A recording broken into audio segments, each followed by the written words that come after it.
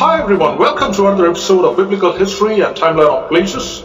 Today in this short video, we are going to explore a bit about Mount of Olives from a Christian standpoint and a Jewish reference.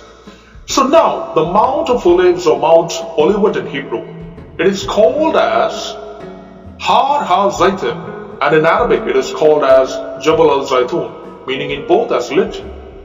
So the Mount of Olives in Arabic is also called as Atu. That is a mountain ridge adjacent to Jerusalem's old city. And the Mount of Olives is one of the three peaks of a mountain ridge which runs for 3.5 kilometers just east of the old city across the Kidron Valley in this area which is called the Valley of Josaphat. So now if you're wondering what a ridge is, it's like an elevated body of or part or structure, or you can call it a range of hills or mountains, or an elongated elevation of an ocean bottom, or an elongated crust, or a linear series of crusts, or a raised strip from a plowed ground. Let's look at a couple of pictures here, just to get an idea.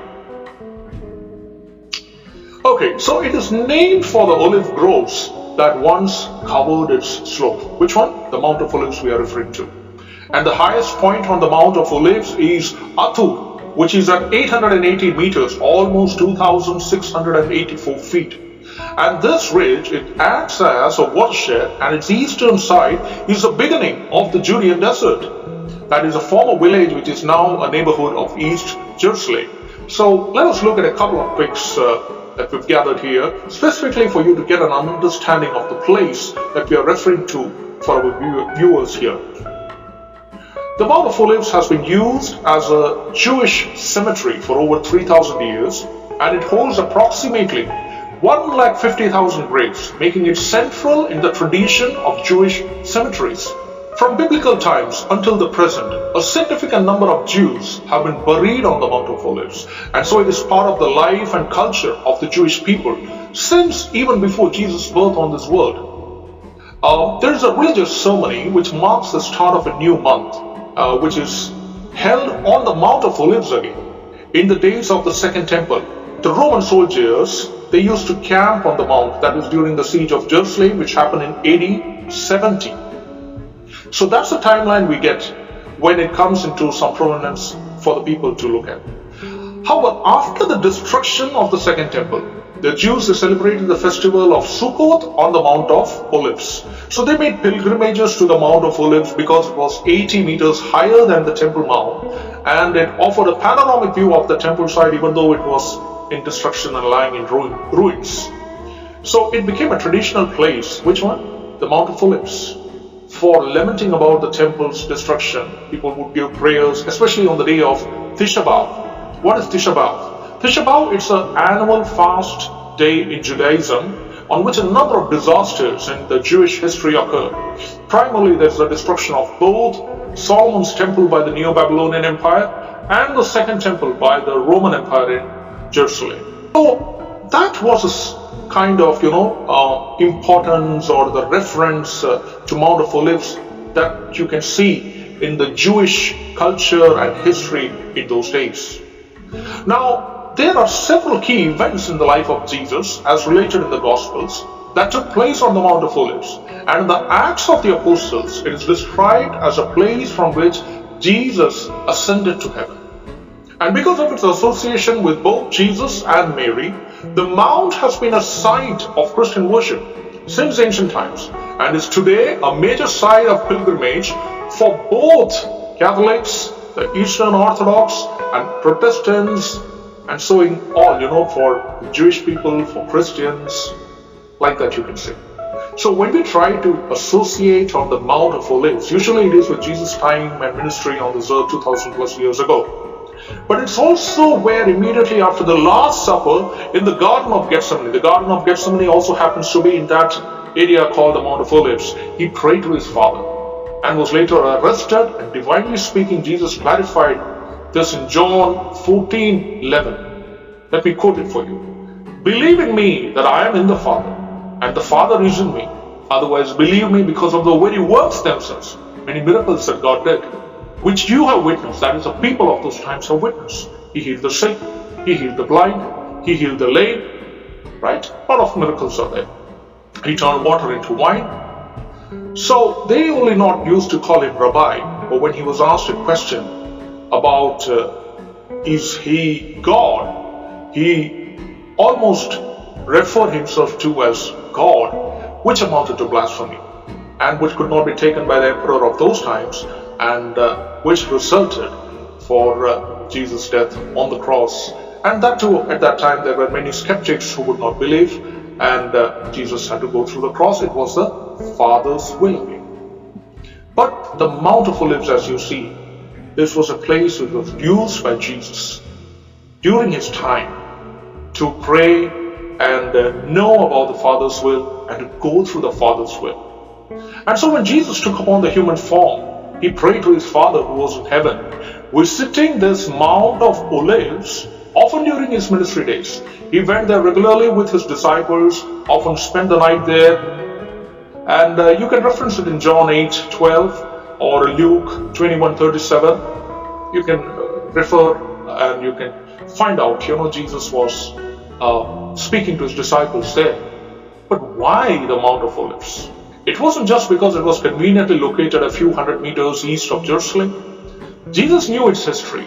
He knew its significance more than anyone else at that time. So this was about part 1 of the Mount of Olives. We shall look at another aspect also leading to the significance of Mount of Olives in part 2. So thank you for your patience and watching this.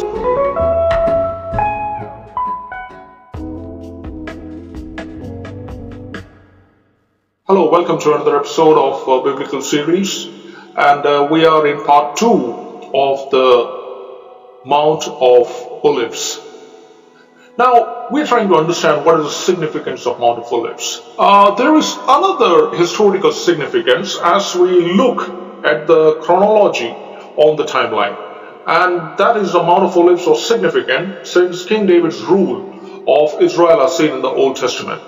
1,000 years before his greater son, that is Jesus, made the same journey, King David was forced out of Jerusalem and rejected as king. When he realized what was happening, he said to his followers, "Arise." 2 Samuel 15:14 clearly states that when David was fighting Absalom for his kingship of Israel, what happened, right? He took his followers, he was fleeing from Absalom, we all know that story. And then look at John 14:31. Here also Jesus is meditating and praying about the cross he was to endure, soon to be the salvation for the entire mankind as per God's ultimate will. So he left Jerusalem, crossed the Kidron Valley, and made his way up to the Mount of Olives, as was written about Jesus in John 18:1. And you can find a similar act by David as written in 2 Samuel 15:23 to be precise. So you can read these chapters, 2 Samuel chapter 15, John chapter 18, to get a context of David and Jesus, lifetime ministry on this earth and the importance of Mount of Olives whilst they were there here on this earth. So like Jesus, David made the journey because he was betrayed by a friend of Ahithophel, as in the case of Absalom chasing King David. And during Jesus' times, we all know that it was Jesus' disciple and friend Judas who betrayed him to the Roman soldiers, and later on then he committed suicide and hanged himself. But you see, understand one thing. As David ascended the mountain, he wept and mourned for himself and his sin. But as Jesus descended the mountain on another occasion, he wept and mourned for Jerusalem. So whereas David's companions were faithful and stuck with him, you read 2 Samuel chapter 15. Jesus' companions deserted him and denied him. Matthew 26 clearly states that. David suffered for his own sin, which contributed to his temporary downfall. But Jesus suffered for our sins. That's the contrast. Both experiences show us God's mercy by God's grace. And David escaped from his persecutors just as God had promised. And Jesus submitted to his oppressors to suffer in our place again, just as God had promised, and rose to glory. That is the significance, you see, this Mount of Olives is bearing in the day-to-day lives of Jewish people. During Judah's exile in Babylon through the prophet Ezekiel, God promised he would gather the peoples and assemble them out of the countries they had been scattered. Ezekiel 11:17 is a testimony to that fact, where they'll be given a new heart and a new spirit. They shall be God's people, and he will be their God. And we know Israel was formed after the Holocaust that the Jews survived at the hands of Hitler, right? Suddenly a nation was formed out of nowhere. And almost another 70 years has passed. 2017, 70 years passed for Israel since their independence. And so they say that after 70 years, usually 70 years is a very significant year for a nation, right?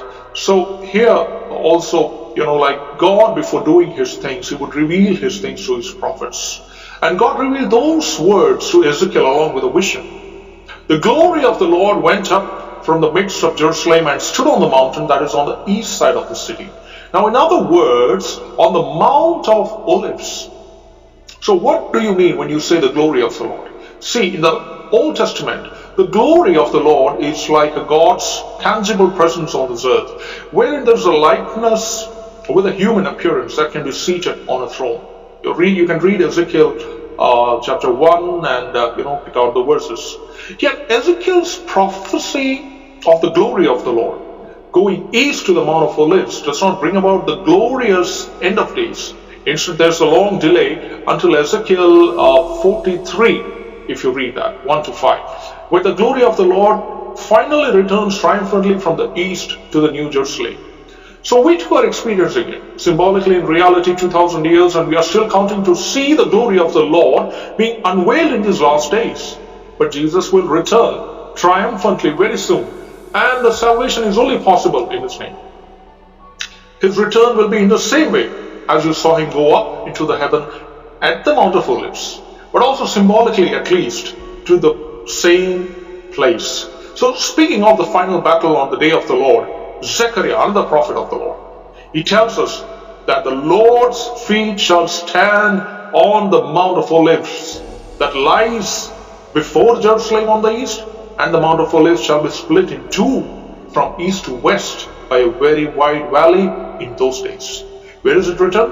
It's written in Zechariah 14, verse 4. Also, it's there in Isaiah. You can pick out Isaiah chapter 40, verse 3 and 4.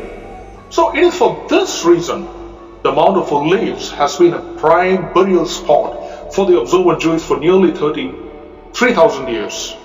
More than 1 lakh Jews are buried there, hoping to be first in line to be resurrected when the Messiah comes. And some of them might have missed out, because it's likely that those who came out of the tombs after Jesus had resurrected and went into the holy city, they were buried again on the Mount of Olives. So Jesus, of course, knew this link between the Mount of Olives and the end of days. He triumphantly entered Jerusalem from the Mount of Olives, quoting from what prophet Zechariah had told. And he did so as he found it in Matthew 21. You can read it. He would sit on the Mount of Olives and explain to his disciples what would happen in the last days. Matthew 24, if you read, you can get an entire gist of the signs of the end times before the coming of the Lord again. I have a website also on the signs of the end times. We have given the description in the link and you can check it. And so while learning about the Mount of Olives, it leaves us wanting and expecting more. It leaves us yearning for Christ's return to happen next, another significant event to which the world shall take note as much. So hence, through the incidents that took place both in King David and Jesus' ministry while on this earth, and his future return as well as poised to be on the Mount of Olives again, we can proudly say that truly it's a wonderful place of rich heritage and history, which is why we have decided to explore in our biblical series here. So hope you enjoyed watching this episode and got some more insight into the biblical places. So continue to be vigilant for Christ's return, and we'll see you with another episode soon again.